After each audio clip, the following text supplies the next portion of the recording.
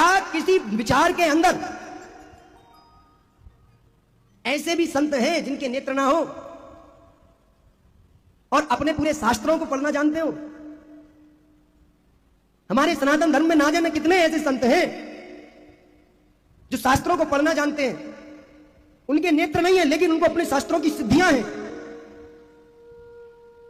आप अपने आप को समझो मेरे भाई कि तुम बहुत शक्तिशाली लोग हो, बहुत ज्यादा। आप अपना वैभव नहीं समझ पा रहे। मैं केवल उन लोगों से एक ही बात कहना चाहूंगा जो पूज्य महाराज श्री के प्रति षड्यंत्र रचने का प्रयास कर रहे हैं, तो उनको एक ही मेरा मैसेज है, एक ही संदेश है। जो सनातन नहीं मिटा लंकेश की तलवार से, जो सनातन नहीं मिटा कंस की ललकार से, जो सनातन नहीं मिटा मुगलों के अत्याचार से, वो सनातन क्या मिटेगा आज के अत्याचार से।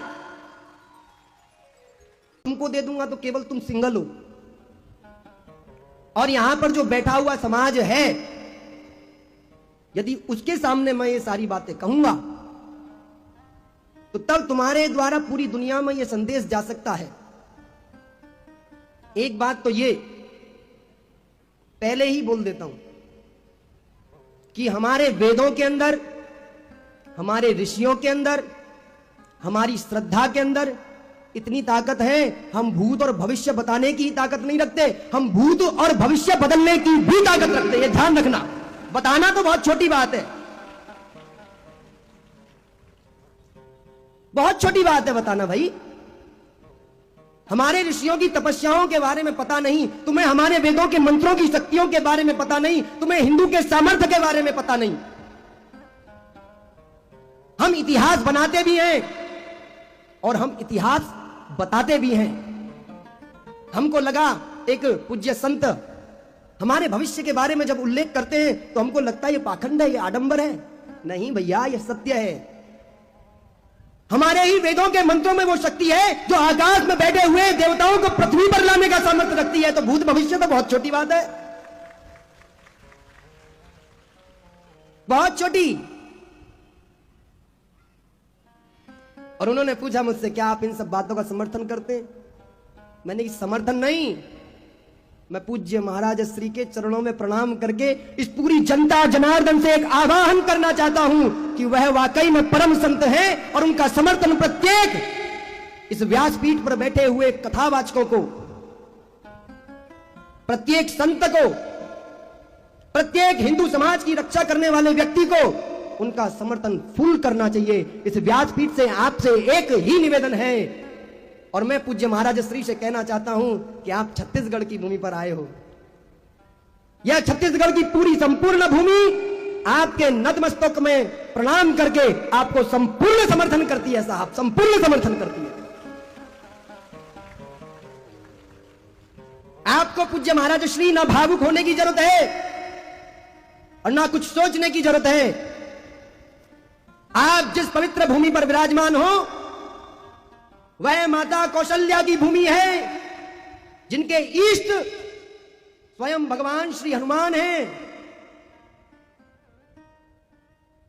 आप जैसा परम संत इस धरा पर बहुत कम बार आता है, और आपने हिंदुत्व की जय जयकार पूरे संसार में की है। आपने बता दिया कि वेदों के मंत्रों में कितना सामर्थ्य है, वेदों के मंत्रों में कितनी शक्तियां हैं। यह आपने प्रत्यक्ष पूरे संपूर्ण समाज को दिखाया है। मैं देख रहा था पूज्य महाराज श्री कई बार भावुक हुए हैं। उनको कोई ज्यादा सोचने, उनके साथ तो स्वयं भगवान है। जिसके साथ भगवान होता है उसका कुछ कर सकते हैं। मीडिया के लोग पहुंचने की मैं ऐसे करना चाहता हूं, मैं ऐसे करना चाहता हूं। मतलब हमारे धर्म के बारे में मीडिया तय करेगी कि वो क्या बोलेगी, हमारी श्रद्धा के बारे में ये लोग तय करेंगे। हमारा धर्म बहुत श्रेष्ठ है, हमारे वेद बहुत श्रेष्ठ हैं। हमारे पुराणों में जो ऋषि मुनियों ने जो तपस्या करी है ना, जो साधना करी है ना, वो कोई साधारण नहीं है। देवताओं से, भगवान से सीधी बातचीत होती है, सीधी। है किसी में हिम्मत? किसी अन्यत्र विचार के व्यक्ति क्या ऐसा कर सकता है? जब हम सब लोग बोलते हैं, आप भी देखते होगे ना, आप बड़े साधारण लोग हो, ऐसा मान लीजिए, आप जब भगवान के मंत्र का जाप करते हैं तो उस जाप का प्रभाव आपके जीवन पर होता है या नहीं होता? आप जब व्रत रखते हैं उसका प्रभाव आपके जीवन पर होता है या नहीं होता है? ये जो संसार है ना, ये बहुत छोटा है, इसके बाद भी एक दुनिया है, इसके बाद भी उस दुनिया में ही सबसे बड़ी परीक्षा व्यक्ति को देनी पड़ती है। इसीलिए आप सभी से एक करबद्ध मेरी प्रार्थना है, उन सभी महानुभावों से जो समाज का नेतृत्व करते हैं, जो हिंदू समाज की रक्षा करने का संकल्प लिए हुए हैं, जो हिंदू समाज की जय जयकार पूरे विश्व में करना चाहते हैं, प्रत्येक व्यक्ति को अपने पवित्र व्यास गद्दी से, अपने पवित्र मंच से पूज्य महाराज श्री का समर्थन करना चाहिए, पूरी ताकत से करना चाहिए। महाराज, हमारे यहां एक समस्या बहुत बड़ी आई है। वो समस्या ये है कि जब भी हमारा कोई महापुरुष व्यक्ति जब भी कोई सिद्धियां कर लेता है और वो समाज के कल्याण के लिए अपने आप को जीवन देता है, अपना जीवन समाज के कल्याण के लिए देता है, तब ही उसके खिलाफ षड्यंत्र रचने लग जाते हैं। लोग उस व्यक्ति को नीचा दिखाना चाहते हैं। तो मैंने रात में सारा डिटेल लिया, पता चला कई राजनीतिक नेता भी कह रहे हैं कि हम नहीं मानते, हम नहीं करते। बेटा जाके बैठ तो सही, नहीं मानता तो बैठ वहां जाके। कौन से कमरे में सो के आया है लाला, कमरे का नाम भी बताएगा बाबा, भगदड़ मच जाएगी। जाना, बैठना, आगे पीछे के जो कुकर्म है ना नेताजी, निकल के बाहर आ जाएंगे। कहां कहां से कितनों पैसों मारो, कौन कौन से कमरे में जाके सोए हो, किस किस के साथ रहे हो, ये जो अकल है ना, बल्ब फ्यूज हो जाएंगे। माइक पे बैठ के बोलना बड़ा आसान है, वो एक हुक्का सा लगा ले अकेले कमरे में, पे कर दई। समाज के सामने आओ ना। एक पत्रकार महोदय को बुलाया, महाराज जी ने नाम लेके बोला, आजा बेटा। अब पत्रकार महोदय का जब पर्चा पड़ा ना, उन्होंने लिख दिया पहले ही, और जब बताई बात की ऐसे ऐसे करके, हाँ जी हाँ जी हाँ जी। अब पत्रकार महोदय जाने लगे, बोले रुक जा बेटा। रुके कहाँ? यहाँ रुक, जावे कहाँ? दूसरा पर्चा बाबा ने निकाला, बोले यहाँ पर्चे में तेरी करतूत है, और बताया कितने बजे तू मिलने वाला है। अब वो पत्रकार महोदय अपना सिर खुजा रहे, उल्टी पड़ गई कहानी। आए बाबा का पर्दाफाश करने, अपना पर्दाफाश करके चले गए। भाई बाबा जी तो खुली किताब है, महाराज जी तो खुली किताब है। क्या किसी विचार के अंदर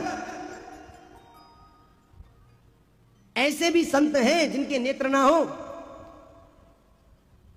और अपने पूरे शास्त्रों को पढ़ना जानते हो? हमारे सनातन धर्म में ना जाने कितने ऐसे संत हैं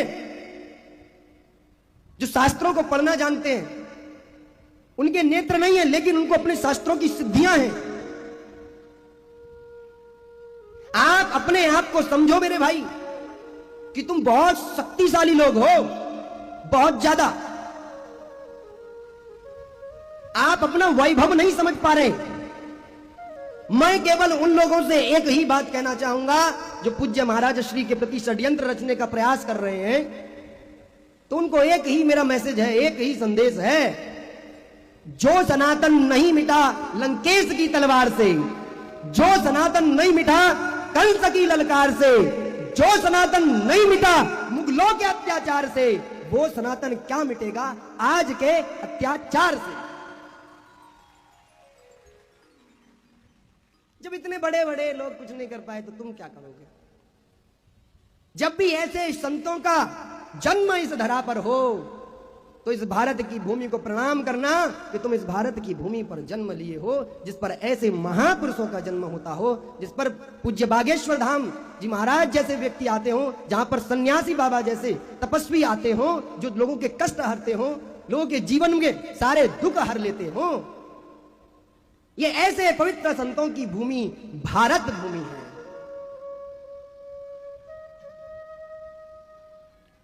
इसीलिए इस भारत की भूमि को हमेशा प्रणाम किया करो। हमारी परंपरा है, जब हम उठते हैं तो सबसे पहले क्या कहा गया है पता है हमारे शास्त्रों में?